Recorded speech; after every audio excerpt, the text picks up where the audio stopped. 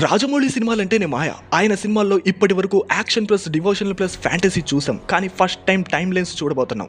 512 common ఎరాలో మొదలైన కథ 2027 common ఎరాకే connect చేశారు జక్కన్న. మధ్యలో త్రేతాయుగాన్ని, అందులోనూ రామాయణంలోని అత్యంత కీలక ఘట్టమైన రావణ సంహారాన్ని మెయిన్ ప్లాట్ గా చేసుకుని వారణాసి ఉండబోతుందని గ్లిమ్స్ తోనే రివీల్ చేశారు. ఈ గ్లిమ్స్ లో చూపించిన కొన్ని దేశాలు మాత్రం గ్లోబ్ ట్రోటర్ అనే హ్యాష్ ట్యాగ్ ని పర్ఫెక్ట్ గా సెట్ అయ్యాయి. అంటార్టికాలో చూపించిన రోస్ ఐస్ షెల్ఫ్ అనేది వరల్డ్ అనే పెద్ద ఐస్ ముక్క.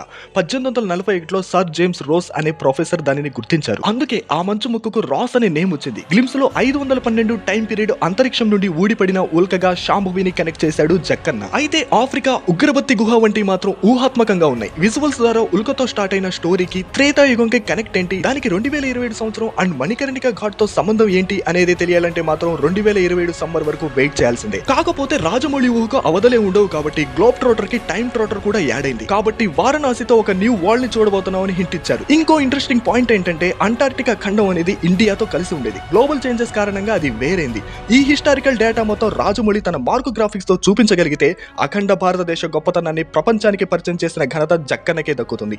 మరి మీ ఒపీనియన్ ఏంటి? వారణాసి విజువల్స్ పై కామెంట్ చేయండి.